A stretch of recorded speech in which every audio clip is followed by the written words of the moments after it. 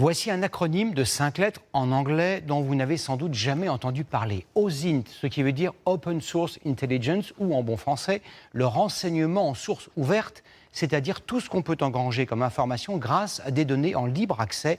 Cela vous paraît abstrait, détrompez-vous. C'est le passionnant grand format de ce 20h. Il est signé de nos détectives Thomas Jarion, Loïc Gorgibus et Antoine Silberman. Ça vous est sans doute déjà arrivé. Une ancienne photo de classe. Moi, je suis là. Des visages, des prénoms. Alors, elle, c'est Élodie, je me souviens. Et une question. Et je me demande ce qu'elle devient.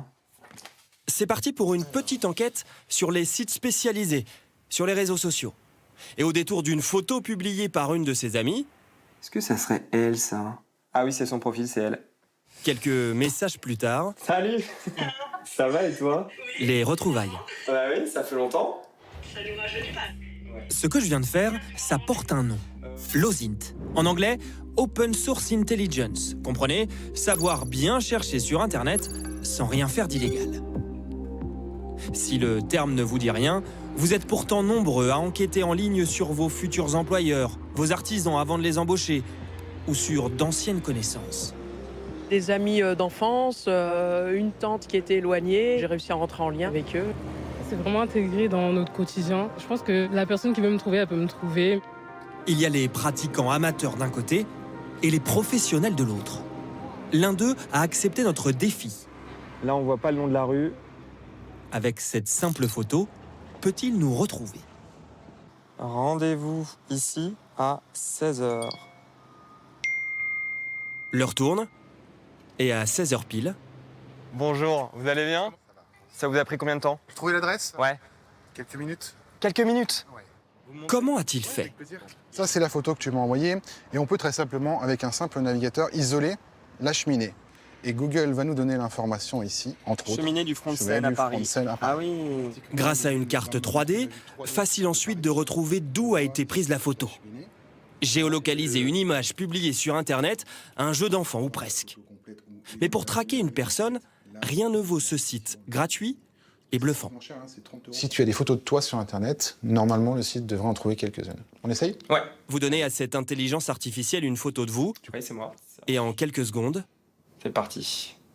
des dizaines de résultats. Ici, pas facile de me trouver, et pourtant, Je crois que tu étais Ah, mais je suis là. Et même dans une foule, en fait, le système arrive à détecter que tu étais là. Il n'y a pas grand chose. masqué, le site me reconnaît aussi. Et même quand le visage est flou, ça fonctionne.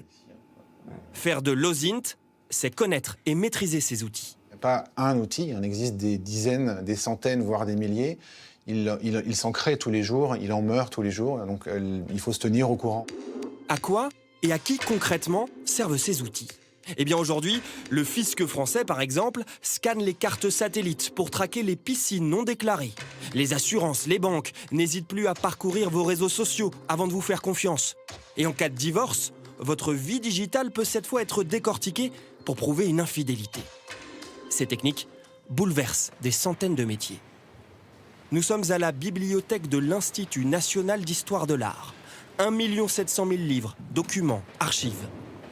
Le métier de Camille, retracer l'histoire des œuvres avant de les estimer ou de les exposer. C'est ici qu'il y a le plus grand nombre d'ouvrages sur l'histoire de l'art. Donc ça ne peut pas me passer de venir faire des recherches ici. Mais trouver le bon livre dans le bon rayon ne suffit pas toujours. Alors Camille sort son ordinateur. Un doute sur l'auteur d'une peinture, pas besoin d'avoir un bac+5 en informatique pour demander de l'aide aux intelligences artificielles de Microsoft ou Google.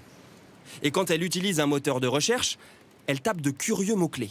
Ce qu'elle demande ici, tous les fichiers au format PDF qui contiennent le nom de l'artiste sur laquelle elle enquête et le mot sculpture. Premier lien, c'est un document d'archives qui est numérisé où je retrouve ma statue. Et qui me dit que c'est une exposition qui a eu lieu à la Galerie Drouet à Paris en 1909.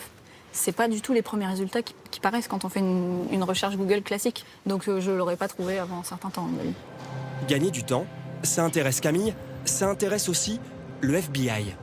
Ce jour-là, au sous-sol d'un immeuble parisien, une enquête est en cours. Disparu le 28 juin 2023 dans le Michigan. Nous retrouvons notre spécialiste et 3 de ses collègues. Ils participent de manière bénévole à un concours organisé par la célèbre agence américaine. Ils ont 4 heures pour retrouver le plus d'informations possible sur 4 personnes portées disparues. Il faut checker tous les réseaux sociaux des jeunes, Snapchat, Insta. Ils sont à la recherche d'indices que les enquêteurs auraient pu louper. Chaque détail compte. Elle a pas mal de tatouages, donc c'est pas mal. Une photo renvoie vers un mail, qui renvoie vers un nouveau profil. Steven finit par trouver une information capitale. Là, ce qui était plutôt intéressant, c'est qu'elle mettait des avis sur tous les lieux qu'elle fréquentait.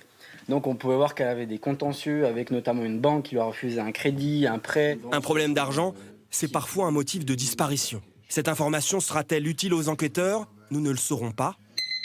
Après le concours, le FBI reprend l'affaire en main.